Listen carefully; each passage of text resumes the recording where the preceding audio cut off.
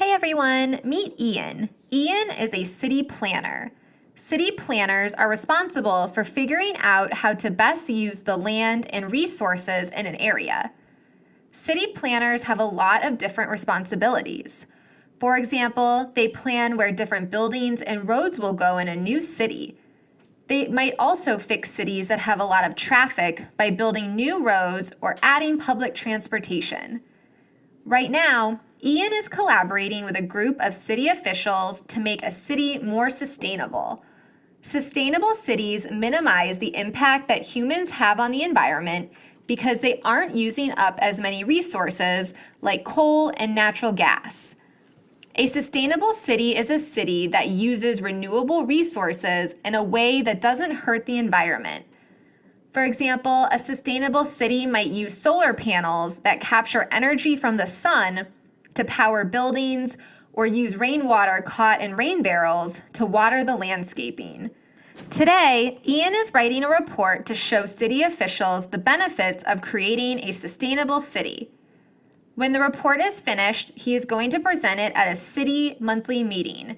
25 people will be at the meeting, including the mayor, head of waste management, head of transportation, and head of environmental initiatives. To prepare the report, Ian first writes the introduction, which includes background information on why sustainability is important. Ian explains that every year there are more people on Earth using up its resources and creating pollution. Eventually, Earth's resources will be gone and our planet will be too dirty to live on. In the next part of the report, Ian gives examples of ways that other cities have become sustainable. For example, some cities have designed special sidewalks that generate electricity when you step on them. The electricity is used to power nearby buildings. This is sustainable because the buildings are using power generated by human movement instead of power generated by burning fossil fuels like coal. Another city reduces the amount of energy they need to cool a building by creating green roofs, which are large gardens that cover most of a roof. The plants insulate the building from the sun's heat, so less energy is needed to power the air conditioner and keep it cool. The next part of the report, Ian interviews citizens and city officials who live in sustainable cities. That way, he can include what they say, and people can read the report and hear firsthand experiences from people who already live in sustainable cities. The interviews will show that people in sustainable cities still have all the power that they need to power their businesses and homes. And citizens of sustainable cities get to feel really good about not using up non-renewable resources. One mayor said, "Sustainability is important for my city.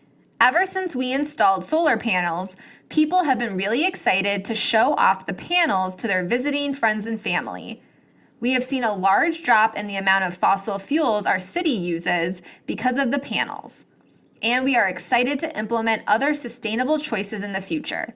We will continue to try and decrease our dependence on fossil fuels." Here is a quote from a citizen.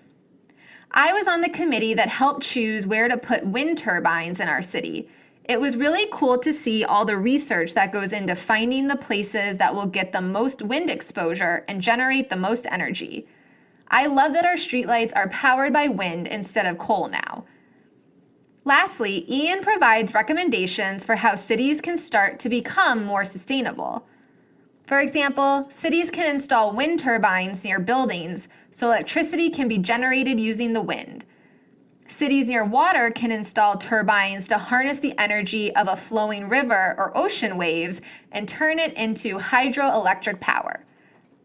Do you think you can design a sustainable city? Now it's your turn to go on an adventure and be a city planner.